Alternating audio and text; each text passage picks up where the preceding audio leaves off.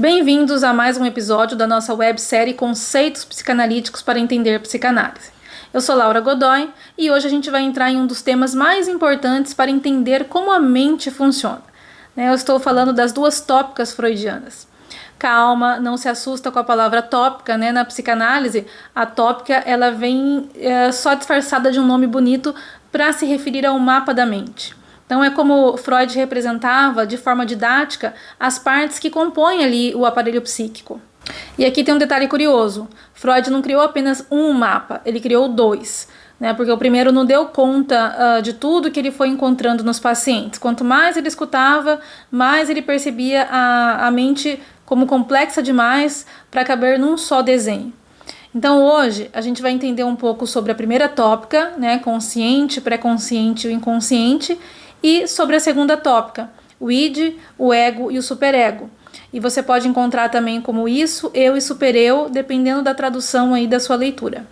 E o mais importante, vamos ver como que essas duas formas de mapear a mente, elas se conectam com o nosso dia a dia. Então a primeira tópica, ela aparece ali quando você sonha com algo estranho e pensa, o que será que isso significa, A segunda aparece quando você fica dividido ali entre o desejo, culpa e aquilo que você acha que deveria fazer ou ter feito. Ou seja, quando somos humanos. E para deixar ainda mais interessante esse episódio, a gente não vai ficar só em Freud, Vamos trazer também contribuições de outros psicanalistas. Vamos trazer Lacan, Winnicott, Anna Freud, Melanie Klein, Bion. Então, cada um desses psicanalistas, eles pegaram o mapa freudiano e redesenharam, algumas rotas, iluminaram ali alguns caminhos e acrescentaram novas camadas para essa teoria. Então vamos junto entender esses dois grandes mapas da mente e descobrir como que eles explicam os nossos conflitos, as nossas escolhas, nossos medos, o que nos trava e até aquele famoso não sei por que eu fiz isso. Respira fundo que hoje o episódio está imperdível.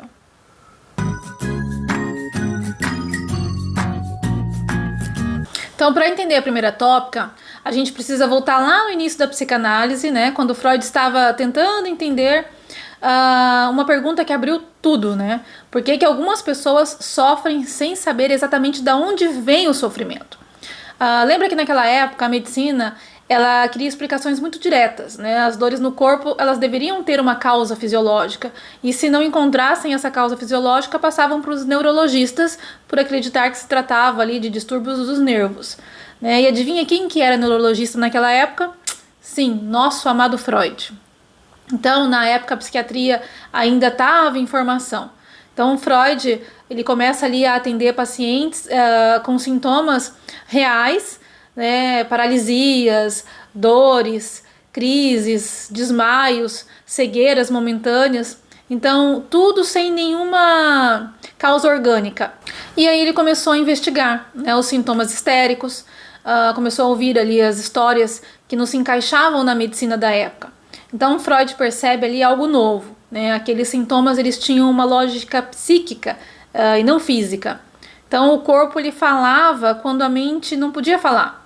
E é aí que Freud, ele percebe algo que revolucionou na época, Existiam ideias, lembranças e afetos que não estavam acessíveis à consciência, mas que influenciava mesmo assim o corpo e o comportamento do sujeito.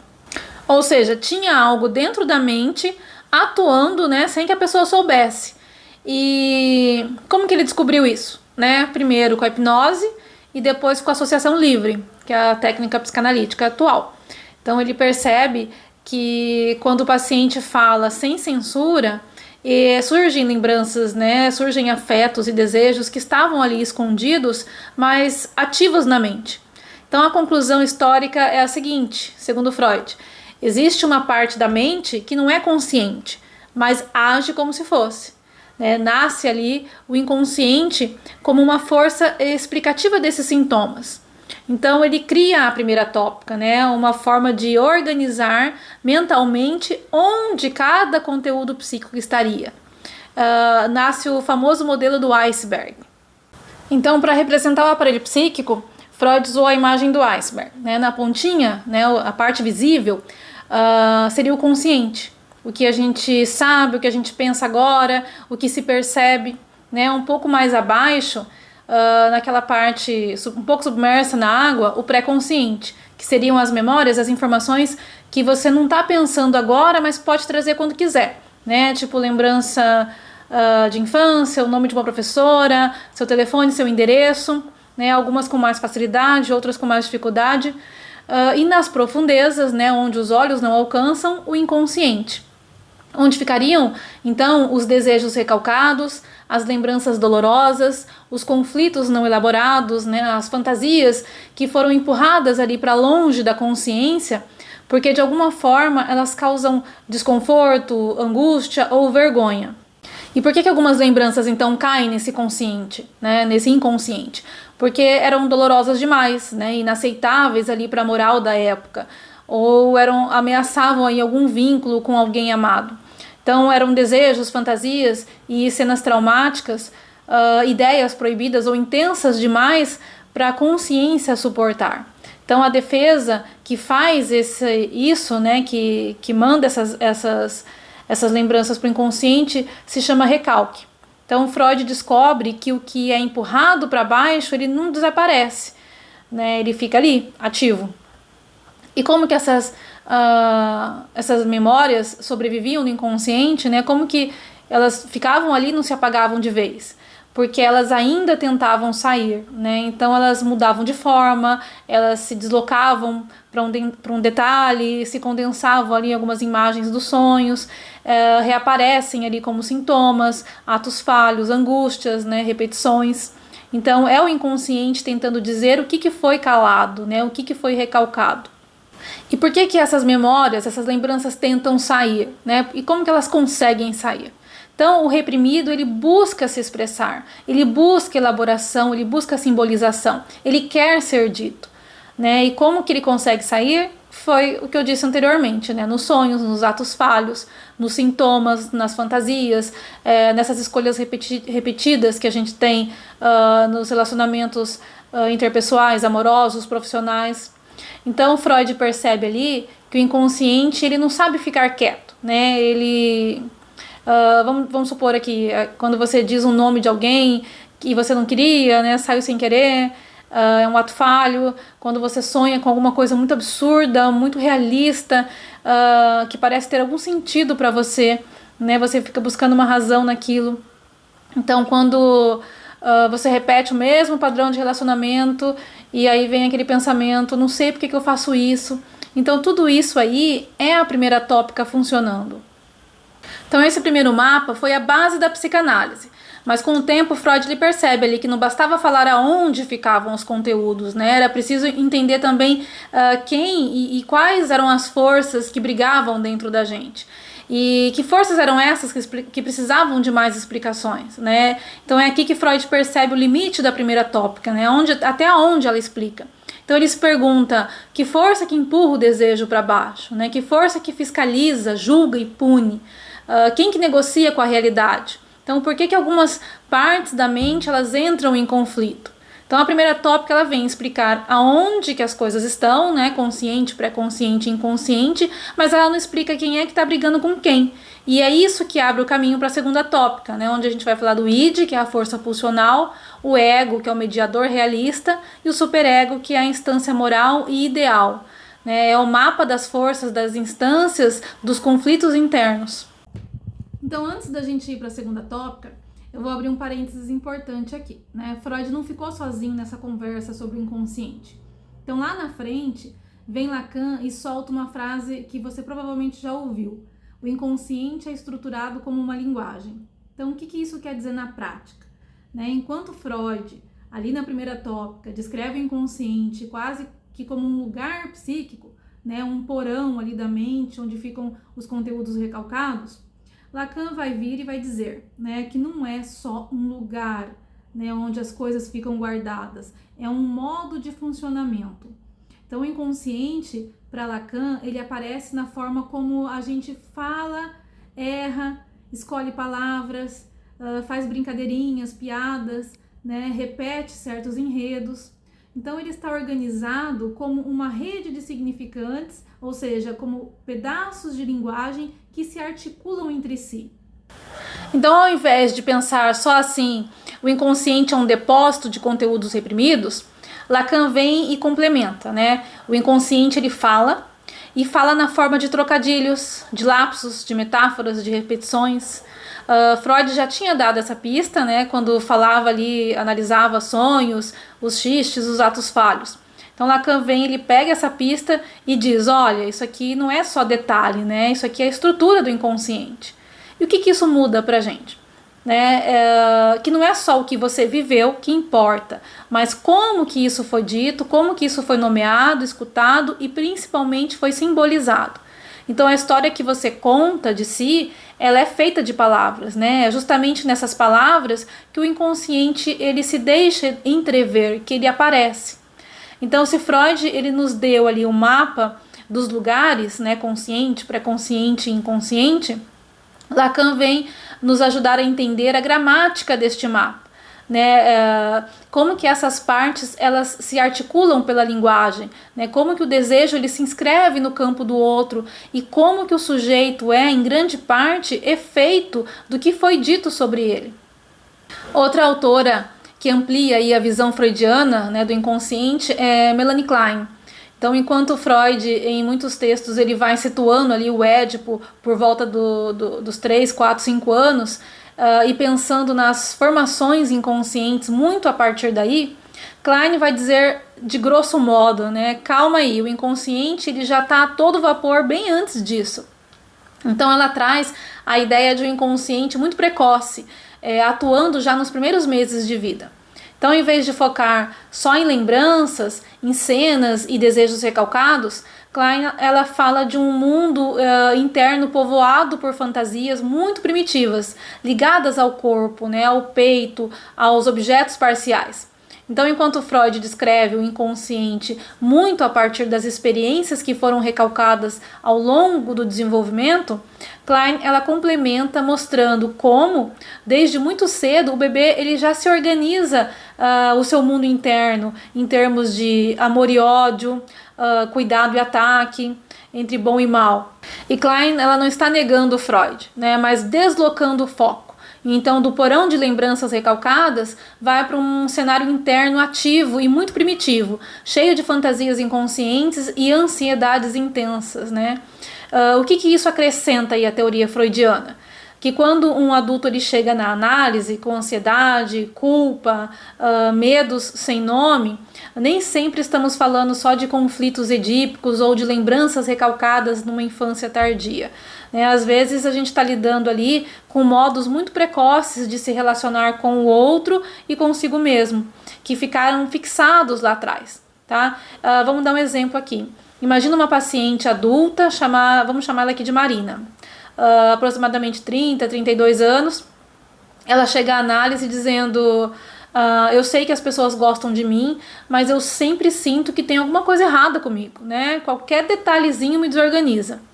Então, considera aí que Marina ela é extremamente sensível a pequenas frustrações. Se alguém responde uma mensagem mais seca, ela se sente atacada.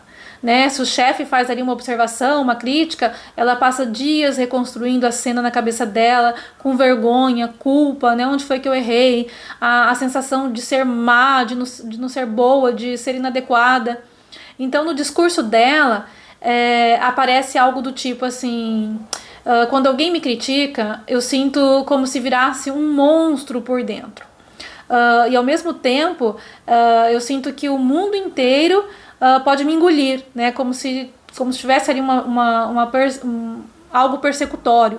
Então, essas oscilações entre eu sou ruim demais e eu vou ser destruída, não é um conflito freudiano, né? Do tipo id e super-eu ali debatendo. É algo ainda mais arcaico, mais primitivo, né? E aqui entra Klein. Para ela, esse tipo de sofrimento aponta fantasias inconscientes muito precoces, né? Que surgem muito antes de haver palavras. Lá no início da vida, na relação com os objetos parciais, né? O peito bom e o peito mal, por exemplo. Então, os conceitos fundamentais da psicanálise kleiniana aparecem quando Melanie Klein tenta entender como funciona ali o inconsciente do bebê nos primeiros meses de vida, né? Muito antes de haver palavras, lembranças organizadas ou qualquer possibilidade ali de raciocínio lógico. Vou tentar explicar de um jeito bem claro. Quando Klein fala em peito, ela não está falando do órgão físico, né? Mas sim da função do cuidador primordial, geralmente a mãe. Então isso como fonte de alimento, como fonte de acolhimento, fonte de prazer, fonte ali de acalmar a angústia, né? Ou seja, peito é o mesmo que o cuidado recebido, mais a experiência emocional do bebê com esse cuidado. Então, no mundo subjetivo do bebê, esse peito não é uma pessoa inteira, é um objeto parcial, né? Parte da mãe que dá ou não dá o que ele precisa.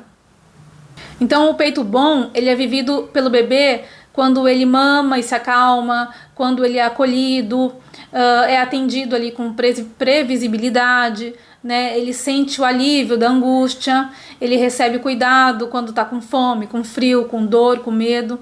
Então, na fantasia inconsciente primitiva, o bebê percebe que o peito é assim, né? Esse peito me dá vida, esse peito me protege, são esse tipo de pensamento, né? Esse peito me satisfaz. Então ele introjeta esse peito bom e leva para dentro como uma sensação de segurança, de acolhimento, de que existe algo ali que ajuda, né? Então o peito bom se torna a base do sentimento de confiança básica no mundo e nas relações para aquele sujeito. Por que isso é tão importante, então? Porque esse início da vida, o bebê ele não consegue integrar essas duas experiências. Então ele vive o peito bom e o peito mal como se fossem duas entidades diferentes, né, sem relação entre elas. Isso gera a famosa posição esquizoparanoide, né, onde o bom ele é idealizado e amado e o mal ele é odiado e temido. E essas experiências elas ficam divididas e não integradas. Então, com o tempo, se o ambiente é suficientemente bom, e aqui a gente fala de Winnicott, né, o bebê ele começa a perceber que o peito bom e o peito mal, eles são a mesma pessoa. Que o cuidador que frustra é o mesmo que acolhe. Então, o outro ele pode falhar e ainda assim ser amoroso, né? Então, aqui nasce a posição depressiva, onde o mundo ele se torna mais real. O bebê ele começa a suportar a ambivalência. O outro ele é visto como uma pessoa inteira, não como um objeto dividido. E a culpa ela ganha um tom mais simbólico, mais humano. É a origem da possibilidade de amar de forma madura. Então, na clínica, isso vai aparecer dessa maneira, né? Quando alguém se frustra, né? Vamos colocar ali Marina, nossa paciente que a gente está trazendo aqui simbolicamente, quando Marina minimamente ela é frustrada, né, ela sente que o objeto bom sumiu. Então uma crítica vira um ataque do objeto mal. Então a culpa vira medo de ter destruído o objeto amado. A ansiedade ela é muito intensa, né, ela é desproporcional ao que realmente aconteceu. Então a gente não está falando aqui de lembranças recalcadas como Freud. A gente está falando de fantasias primitivas, né, que foram organizadas muito cedo, que hoje se repetem nas relações adultas. Então, quando Marina ela sente ali que virou um monstro, isso não é literal, né? É a fantasia de ter atacado o objeto bom. Então, quando ela sente que o mundo vai engoli-la, né, essa fantasia de estar sob ataque do objeto mal, né, é essa fantasia. Então esse mundo interno intensamente dividido, ele entre o que é muito bom e o que é muito mal, entre um amor idealizado e um ódio persecutório, é exatamente o tipo de fenômeno que Klein chama de posição esquizoparanoide. E quando Marina começa a perceber que a terapeuta ela continua ali, mesmo depois que ela errou, que ela falhou, que ela chorou, né, ela começa a entender, né, um pouquinho da posição depressiva, ela começa a entrar um pouquinho nessa posição depressiva, onde o outro pode ser bom e mal ao mesmo tempo, né, onde ela mesma pode falhar sem se sentir um monstro, sem se sentir que cometeu um pecado. e o mundo não cai, né? Fica ali.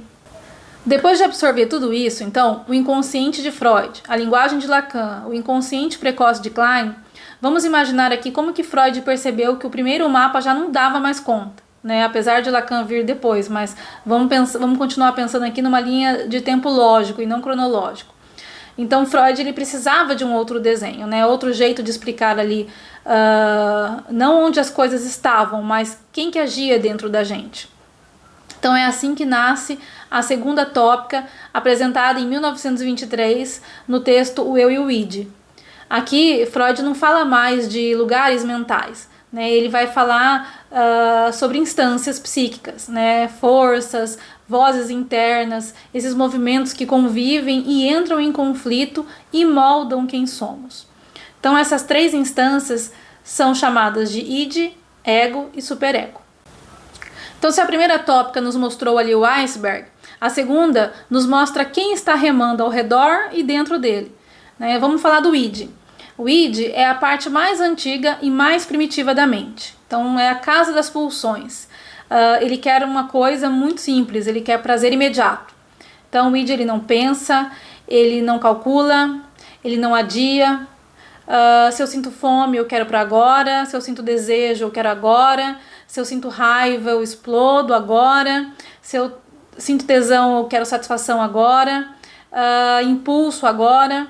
Então o id ele funciona no tudo ou nada. Se o id fosse uma frase, ele seria eu quero e quero já, né? Tinha um desenho que a minha filha assistia de uma personagem, acho que chamava Malúcia, não sei, e ela cantava eu quero tudo, eu quero já. Já o ego, ele é como se fosse o gerente dessa história toda, né? Ele tenta negociar entre a realidade, o desejo do id e as cobranças ali do superego. Então o ego ele adia, ele calcula, ele organiza, ele negocia, ele cria estratégias, ele procura ali caminhos possíveis, né? O eu então, o eu ou o ego, né, depende da tradução, é o que tenta fazer o desejo caber na vida real. Então quando o ego está forte, a pessoa ela consegue decidir, pensar, sustentar as suas escolhas, né? Quando o ego está fragilizado, a pessoa tende ali a ficar paralisada, ansiosa, indecisa ou estourada. Já o superego, que inclusive tem um episódio só sobre ele aqui, eu vou deixar o link, é a instância que guarda ali as regras, os valores, os ideais, as proibições, as expectativas que um dia vieram de fora, né, dos nossos pais, da cultura, dos cuidadores, e que a gente internalizou, a gente levou para dentro. Né? O superego ele é o juiz, ele é o ideal, ele é o modelo, ele é o vigilante, ele é aquela voz moral, né? Às vezes ele orienta, outras vezes ele oprime. Então a grande sacada da segunda tópica é mostrar que não existe uma mente unificada e tranquila, né? Existe um diálogo e às vezes um conflito entre três vozes internas, né? O id puxando para o desejo, o superego puxando para a regra, para a moral, e o ego tentando equilibrar para não desmoronar. Então quando o ego ele consegue negociar, né, a vida flui. E já quando uma dessas forças domina demais, surgem os sintomas, os conflitos, as travas, as repetições. Então por que Freud criou, né, esse segundo mapa? Porque a primeira tópica ela explicava onde as coisas ficavam, mas não explicava quem fazia o que dentro da gente. Né, e é aqui que acontece algo muito importante, né, que a gente se dá conta que Freud ele não abandonou a primeira tópica, né, ele só complementou. Então às vezes a gente tem umas questões, né, a gente não sabe por que às vezes a gente sabe o que quer, mas faz o contrário, às vezes a gente sente culpa sem motivo, né, por que a gente repete padrões que machucam. Então a segunda tópica ela responde justamente isso, né? Quais são as forças psíquicas que geram esse movimento, né? Quais são os personagens que atuam ali na nossa história. Então id, ego e superego permite entender o sujeito como ele é dividido, né? Como ele é múltiplo, como que é conflitante. E também é capaz de criar sentido, né? De trabalhar os desejos e de construir caminhos mais verdadeiros. Então na primeira tópica eu sei que um desejo recalcado está no inconsciente e na segunda tópica eu sei por que ele foi recalcado, né? O superego proibiu, o ego ali ficou angustiado, e o id insistiu. Ou seja, uma explica o território, a outra explica o conflito, né? Agora que a gente entendeu aí como que os dois mapas se encaixam, vamos entrar um pouco mais nos pontos mais práticos, né? O que acontece quando o id, o ego e o superego eles entram em conflito, né? E como que isso aparece na nossa vida cotidiana, nas nossas decisões, nos sintomas, nos relacionamentos e na forma como a gente se sente. E é aqui que a psicanálise começa a fazer sentido de verdade para mim, né? Entender essas instâncias psíquicas. Vamos lá?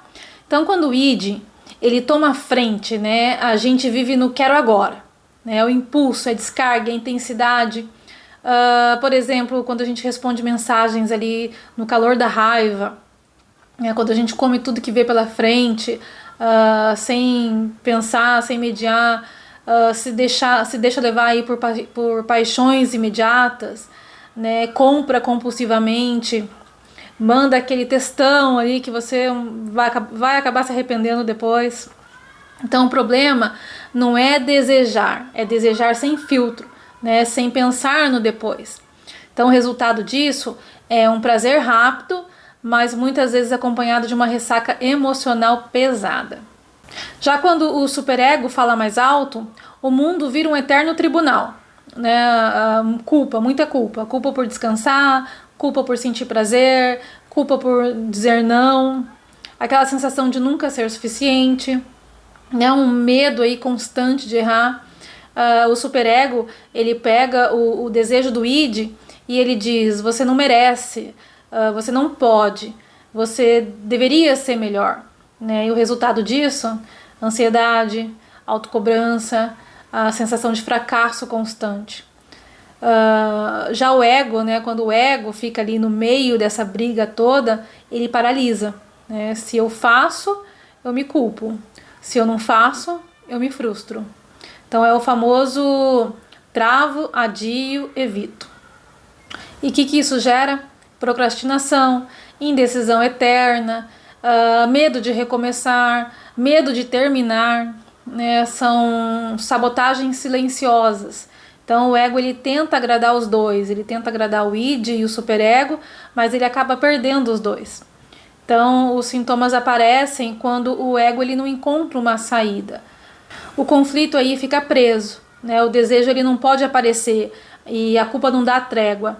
Então os sintomas típicos desse conflito todo é ansiedade, crises de impulsividade, né, seguidas de arrependimento, muita autocrítica destrutiva, ataque de pânico, compulsões, repetições de padrões, né, principalmente amorosos, tem muita somatização, né, dor no estômago, pele, intestino, tensão física.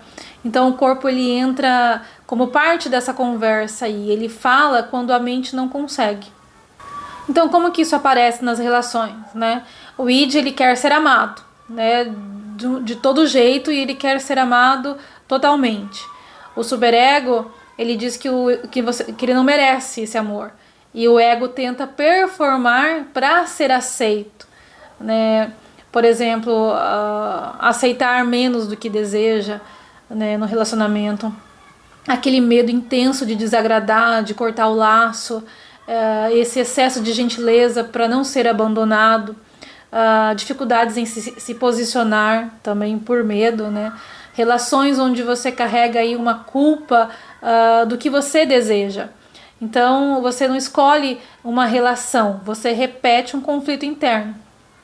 Vamos dar um exemplo aqui novamente, né? Imagina a Ana, a paciente Ana, ela recebe uma proposta de trabalho incrível, né? O id vai dizer: vai, é tudo que você sempre quis.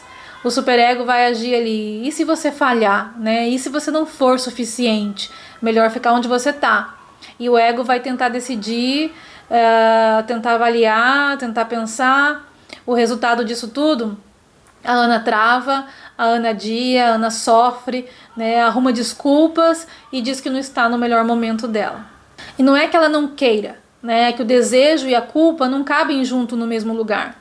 Então, quando o ego ele tá forte, né, ele não elimina o id e nem o superego.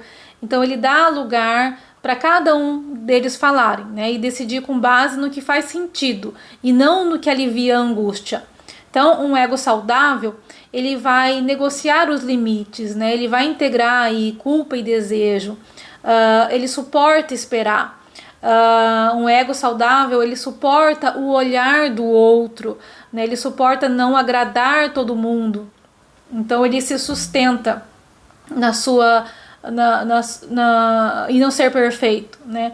Então não é um ego sem conflito, é um ego que não desmorona com o conflito. Lembra da Ana? Então, aquela que recebeu a proposta de trabalho incrível, mas travou ali entre desejo e culpa. Vamos retornar essa cena, só que agora imaginando que o ego dela está muito mais forte, mais estruturado, mais capaz de sustentar o conflito. Essa mesma situação acontece. Chega ali um convite tentador, o id ele vibra, o superego ele dá uma encolhida, ele vem com aquelas frases, e se você falhar? Então o ego entra em ação. Mas agora é um ego ali não mais esmagado por esses no centro do conflito, né, entre o id e o superego. Ele está mais consciente, mais capaz de escutar, né, essas forças sem se desorganizar. Então ele escuta o id dizendo, né, legal, isso é seu desejo, é isso que te move, isso te dá vida. E ele escuta também o superego dizendo, né, será, pensa aí nas responsabilidades, nos riscos, nos limites, só que ele pensa com mais autonomia, né, tá bom, eu consigo lidar com os riscos, né, ele vai avaliar tudo, então eu posso me preparar melhor, eu posso pedir ajuda se eu precisar, e se eu falhar não significa que eu sou um fracasso, né? Significa que eu tentei, que eu tô tentando construir alguma coisa. Então aqui o ego ele integra, né? Ele não fica refém de nenhuma dessas instâncias. O ego saudável ele não age por impulso, mas ele também não paralisa por medo, né? Ele vai negociar, ele vai avaliar, ele vai sustentar a dúvida sem se destruir. E o que acontece com a Ana, né? Quando o ego ele ganha esse espaço? Ela ainda vai sentir frio na barriga? Vai. Né? Ela ainda vai sentir medo de falhar? Vai também. Né? Mas ela vai escutar essa voz interna dizendo cuidado, né? E vá, mas ela vai colocar prazo, né? Para que aquilo aconteça. Ela vai se organizar melhor, ela vai conversar com as pessoas de confiança. Então, um ego fortalecido faz com que ela avalie ali os cenários reais, né, e sustente esse desconforto sem correr para um lado do que é mais seguro para não sentir culpa. Então, nesse caso, a Ana ela pode aceitar a proposta, né, ou pode recusar, só que com consciência. Então, o ponto aqui não é a escolha, né, é quem está escolhendo dentro dela. Então, um ego fragilizado, né, se o id domina, é por impulso. Se o superego domina, é pura culpa. E o que acontece com o ego? Ele paralisa. Então é adiamento, é sabotagem, é medo. E quando o ego está saudável, ninguém domina, né? Existe negociação, existe espaço para o desejo aparecer, existe um limite sem opressão, e existe decisão sem destruição, né, por dentro. Então o ego ele não vira um super-herói, ele só para de ser refém. Antes da gente entrar em como que a análise fortalece o ego, vale uma parada importante aqui. Por que Freud não ficou sozinho nessa conversa sobre id, eu e supereu? Outros psicanalistas também olharam para esses conceitos e foram aí ampliando, corrigindo, refinando esse mapa. Vamos começar por Lacan. Enquanto Freud, na segunda tópica, ele apresenta o eu como esse mediador possível entre id, superego e realidade, Lacan faz uma releitura mais desconfiada aí do ego. Para Lacan, o ego é muito marcado pelo registro do imaginário. né? Ele é feito de imagens, identificações, aquilo que a gente constrói para se ver como um eu coerente, né? Ou seja, esse ego que diz eu me conheço, eu sei quem eu sou, nem sempre é tão confiável assim. Então, se Freud mostra o conflito entre id, ego e superego, Lacan ele vai lembrar que existe algo do sujeito que não se reduz ao eu, ao ego, né? Tem um resto, algo que nos escapa, que não se fecha numa identidade ali bonitinha. E isso é importante porque ele nos afasta dessa ideia de um ego saudável ser a mesma coisa que um ego dominando tudo. Então, não, né? Sempre vai ter um ponto de furo, de não saber, de um desejo que não se encaixa aí totalmente. E já que a gente está falando aqui de Lacan, tem mais um ponto essencial, né? O inconsciente estruturado como linguagem é só uma peça do quebra-cabeça. Lacan ele vai dizer que a nossa experiência psíquica ela se organiza em 3 registros, né? O registro do imaginário, que é o campo das imagens, das identificações, da construção de um eu como forma, o simbólico, né, que é o campo da linguagem, da lei, do desejo do outro, das palavras que nos atravessam, e o real, aquilo que não se deixa simbolizar totalmente, né, o impossível, o que não tem nome, né, o que escapa. Então esses 3 registros, eles não são separados, eles se entrelaçam o tempo todo. O ego ele se forma no imaginário, né? O inconsciente ele se revela no simbólico e o real é aquele ponto que lembra que não controlamos tudo. Mas calma que eu não vou entrar nisso agora, né? Porque cada um desses registros dá um episódio inteiro e acredito, eles merecem. Então vamos partir aí para Ana Freud, né? Ela faz quase que um movimento oposto. Ela mergulha no trabalho do ego. Né? Se o pai falava muito de pulsões, recalques e conflitos, a Ana Freud vai vir observando com uma lupa, né? Como que o eu ele se defende. Ela descreve ali os mecanismos de defesa, negação, projeção, formação reativa, racionalização, sublimação. Então, mostrando na prática o que o ego faz para tentar equilibrar essas pressões do id, do superego e da realidade. Então, na segunda tópica, a gente vê um ego meio exprimido, né, ali no meio. E a Ana Freud mostra pra gente que esse ego ele não é passivo, ele cria estratégias, né, ele traduz, ele distorce, ele disfarça, tudo para tentar manter ali um mínimo de equilíbrio.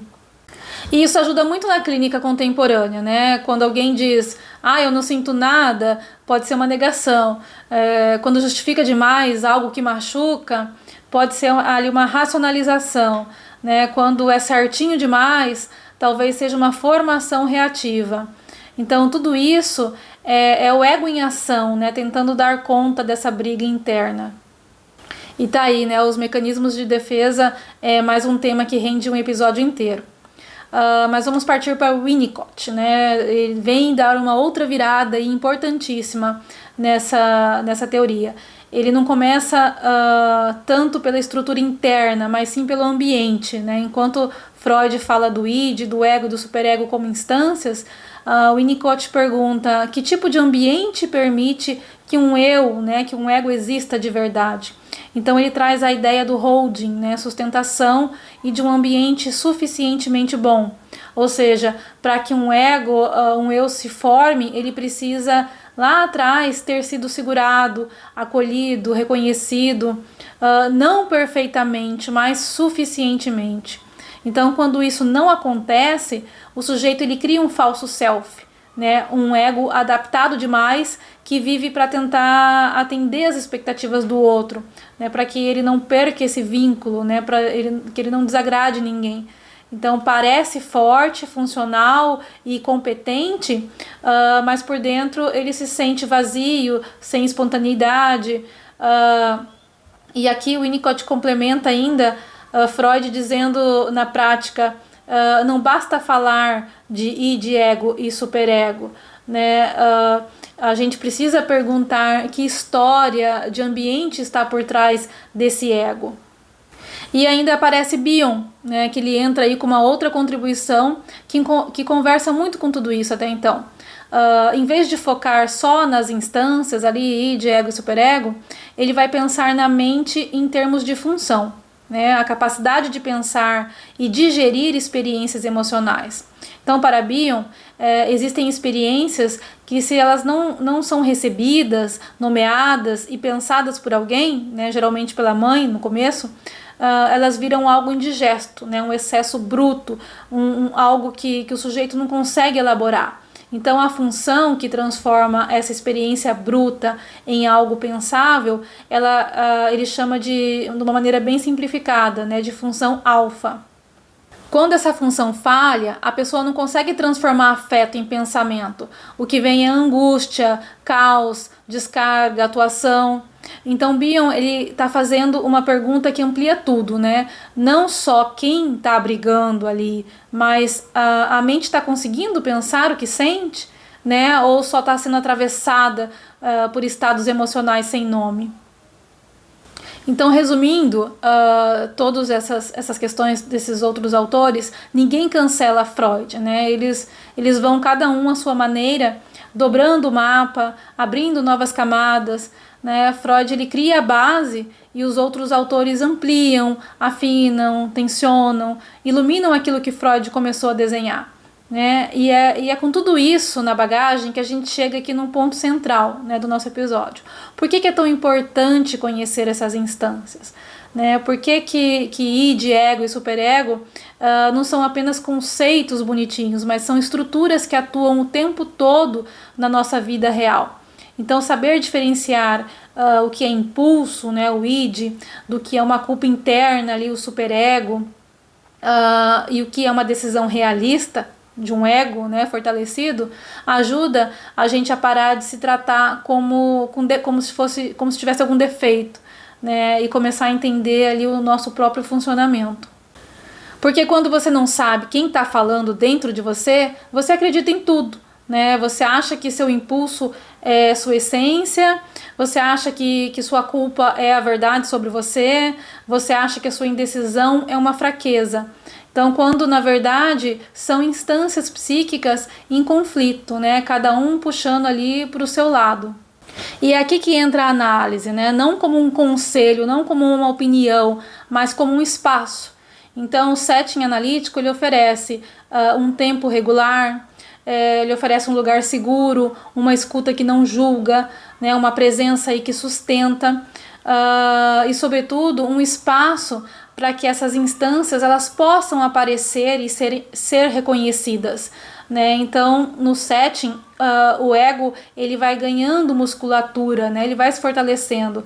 O id ali encontra saídas mais simbólicas, mais possíveis, né? Mais aceitas.